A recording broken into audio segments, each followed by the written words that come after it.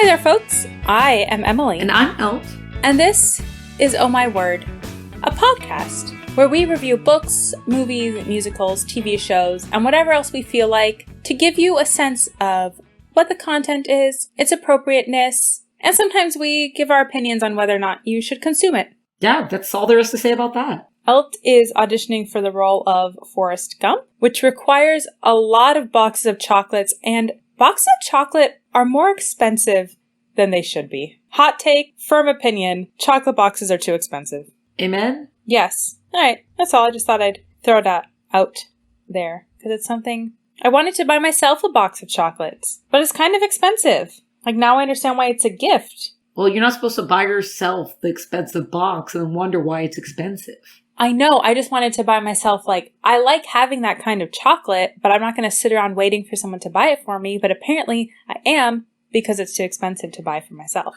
Yes. I would say that logic has something to do with the books we're talking about today, but I haven't read it. So, today's book, what we're speaking about today, is Mercy by Jodi Picoult. Incorrectly pronounced Picoult, or Pico, or Pico. Yeah, apparently everyone mispronounces her name, so we went to look it up. And then even after looking it up, we're still not sure if we're saying it correctly. So here we are. But I think everyone knows who we're talking about. So Mercy is about a woman who's terminally ill and asks her husband to kill her to end her suffering. Sort of, it's kind of like euthanasia, but I guess it's not really, because if he just murders her, because then he gets on trial for murder.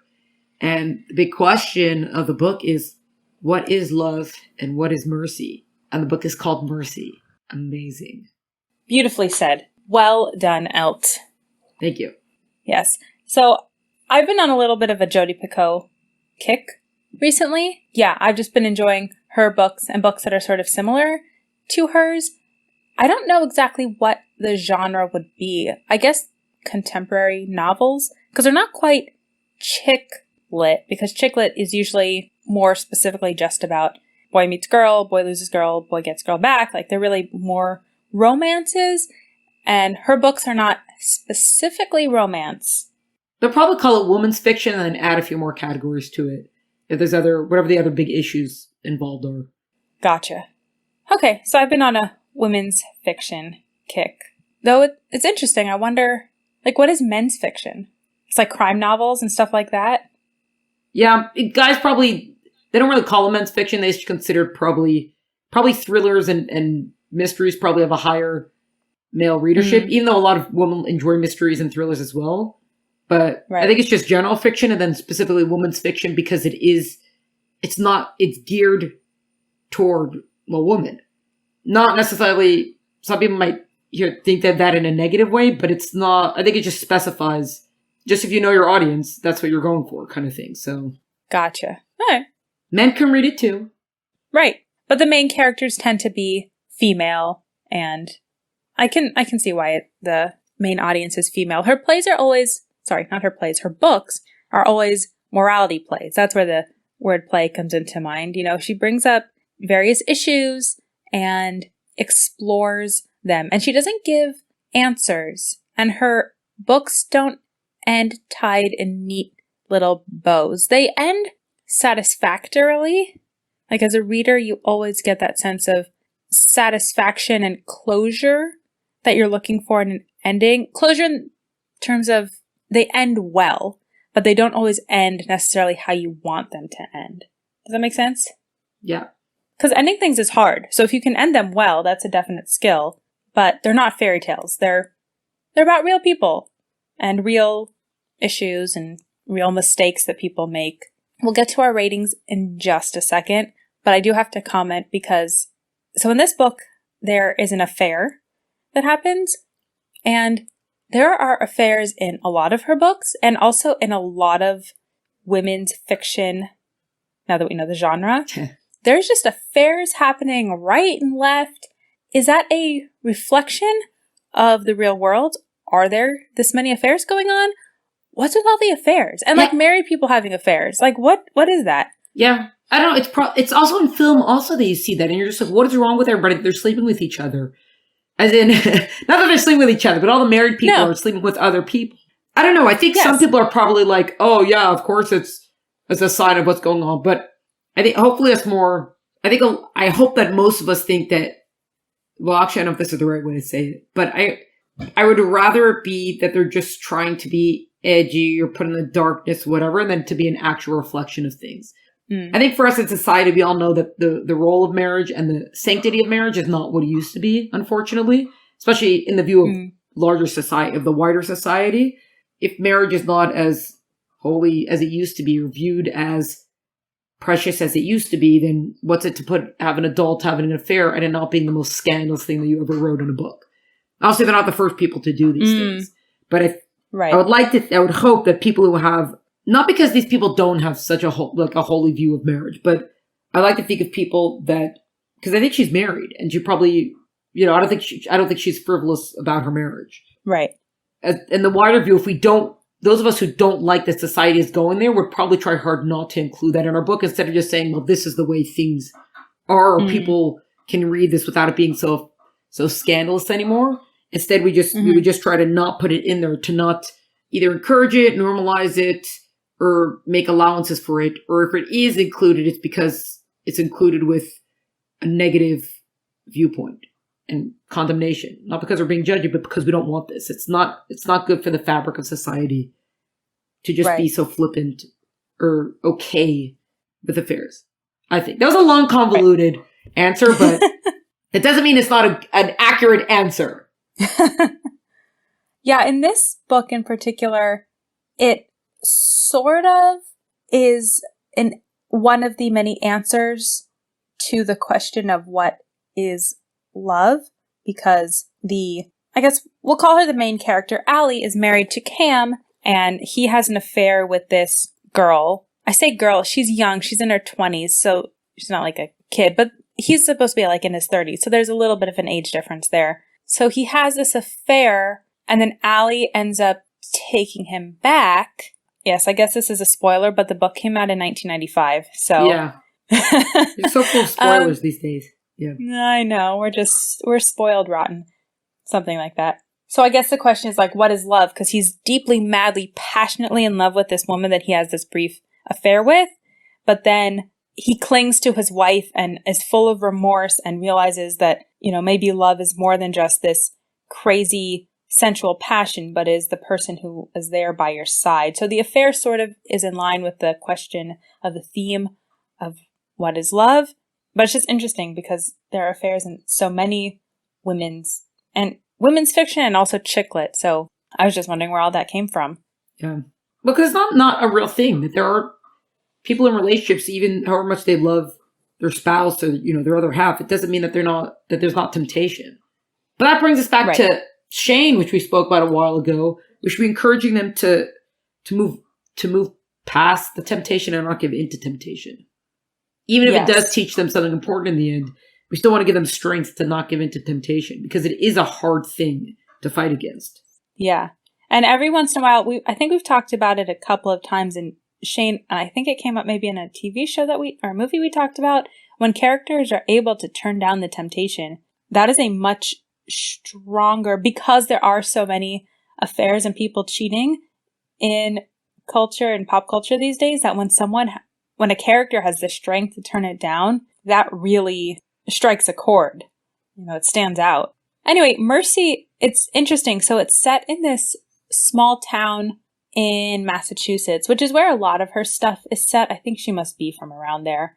And the town, Wheelock, is basically a whole clan from Scotland came over to the US and settled in this area, and they called it Wheelock because it was a wee lock. A lock is like a little body of water. Oh. So then it became, like, the name was Wheelock. But the traditions from Scotland still hold over. So this clan still has a chief, even though it's sort of just a figurehead. And that chief also is the chief of police. So that's sort of how it translates over. Like, technically he still owns land in Scotland, and there are all these, like, at his wedding, he wore kilts and a sword. And the reason that the man who kills his wife, the reason it happens in this town is because he turns himself into his cousin, or his third cousin, who's the chief of police, because he knows that his cousin, who's the chief of police, but also the clan leader, has some familial obligations that a regular police chief wouldn't have. So he feels like he can turn himself in to his cousin and be treated more fairly than he would be treated somewhere else. With more mercy. Oh. With more mercy. Yes. And in fact, he is, because his cousin Cam, so James is the guy who kills his wife. Cam is the chief of police. Cam secretly pays for the defense attorney who helps James throughout the trial. So there is some more mercy there. Pearl Clutching ratings, which oh yes, are on a scale of 0 to 4, 0 being the bestest, and 4 being not the bestest. The absolute opposite of bestest. Violence is a 3, language is a 4, romance is a 4. Very adult book. Doesn't mean that we should allow 4s to, not to exist, but doesn't mean we should encourage 4s just because, oh, but adults use the F word all the time. Yes, many of them do, but many of them also don't. So that's why we still clutch our pearls when we see it. Yes. Well, same thing. Like the romance is a 4 primarily because there is this hot and heavy affair going on. And then at one point, the wife, when she finally finds out, she goes to a bar to get drunk, and there a guy hits on her and she sleeps with him, but I think she leaves in the middle of it. She's like, I don't know what I'm doing. I know my husband cheated on me, but this is not like who I am. But it's pretty hot and heavy. And again, that's a major theme of the whole book is the affair and the question of what is love. So it has to be a 4. Language, like you said, it's just there. They use the F word. I don't know why. You and I don't use the F word, and we manage to talk a lot. That is true. We don't even make up, even though we have our own language sometimes, we didn't even have to make up an equivalent F word. That's true.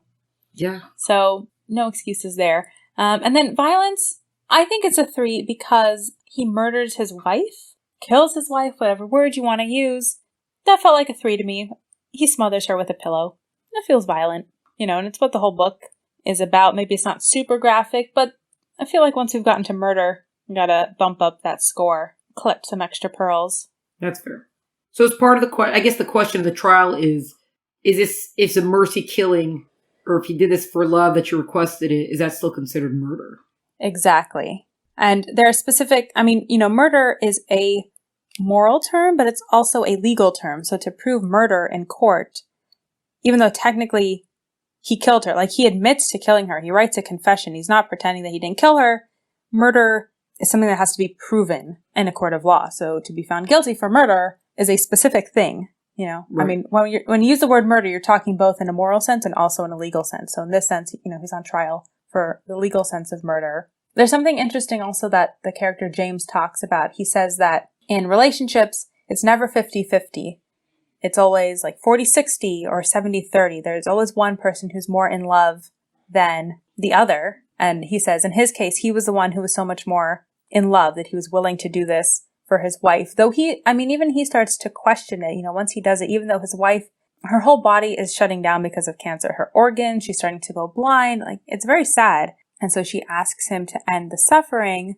But, who was being more selfish there? Was she being selfish by asking him to do that terrible thing? Because even if she was going to die, a month from then because of the cancer, he still had to kill a human being. He had to hold the pillow over her head until she stopped breathing. Like, that's not a small thing to ask someone. Right. So was she being selfish by asking him to do it, or was he being selfish by not wanting to live with her in that state? I think that's another question that the book asks. Interesting. That's actually interesting what you said about the 100%. But you said this is specifically about love, because my grandmother always talks about how marriage being 50%, it's because sometimes one side will show up more than the other that day, because if one side is having a harder day, they can only put in 40% into the relationship or 30% into the relationship.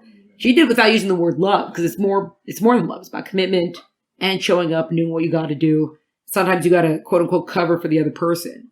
So maybe that's also just a reflection that goes back to the affair thing, is the emphasis of all these relationships just love, love, love, love, love? Is there something more to it about commitment and dedication and what happens at the times when it's not just about passion and hotness and all that other stuff?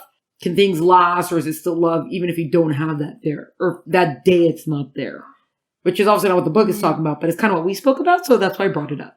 Well, I mean, it is sort of what the book talks about, because Allie and Cam, in their relationship that's failing theoretically, she does everything for him. You know, she cooks and she cleans and she makes sure that everything is perfect because he's the chief of police and it's a stressful job. So she wants to make sure that everything at home is smooth so that he doesn't have to worry, which is, you know, maybe she is putting in a little bit more and maybe it's too much for him. He wants a little bit more freedom, but freedom, to sleep with whoever you want, I guess could be a nice thing, but also is it better than having someone at home who loves you and really supports you and takes care of your needs? You know, it's definitely less meaningful. Yes, definitely less meaningful. But that's what Jodi Picoult does with this book and with all the book. Not just, the whole book brings up the question of euthanasia and mercy killings. And even though it ends one way, I don't think she necessarily makes a statement about what she thinks is right. Maybe a little bit, but you're still left to make your own choices about the characters and if you think they're right or wrong. So she brings up these big topics like euthanasia or whatever, but then also these things about what is the nature of love and relationships and mother-daughter relationships, husband and wife and parents and sibling, all these things. They're real people dealing with real things. And I think she does it with a very deft hand. And these are the kind of books that I just want to sit and I don't want to stop reading until I get to the end because I have to know how it ends. And they're so engaging. She also writes a lot of her books with each chapter from a different character's point of view, which I really like. So you get to, because that gives her an opportunity to really show the characters and what they're thinking and what they're doing and not just from another. That's maybe the only way that she can do her books, because she does make all these real characters, is to show them from each different person's perspective. Even though there's a lot of pearls being clutched, there's still thoughts that are being provoked. Yes. Pearls are going to be clutched, but if there are going to be this many pearls clutched, at least it should be done in a book that's well written and thought-provoking, and not just all the pearls clutched to shock or whatever. Or something. Yeah. Okay. And that's that. Was that good? Did I do good? We'll have to do the evaluation off air to pull out the charts and, okay. The laser pointer, all that stuff. Yeah. Okay. No, that's fair. Yeah, we don't want the listeners to have to stick around for that. They have more important stuff to do, like subscribing to the podcast, leaving a rating and a review, and sharing the podcast with people. And following us on Instagram and all the places to see what we're up to and what we're reading and follow-ups for episodes, reveals for episodes, sneak peeks. Yeah, all that stuff. Find us on Instagram at Oh My Word Podcast, and find us next week right here, wherever you listen to your podcasts. Correct. Catch you next time, everyone. Bye. Oh My Word Podcast is brought to you by the Pearl Clutching Basement Dwellers at Oh My Word. Follow us on Instagram for updates at Oh My Word Podcast, or like and subscribe wherever you listen to podcasts. For full episode notes and details, visit eltenenbaum.com. Music is by Tim Burke. Sound is by Gabriel Yaffe. See you next time.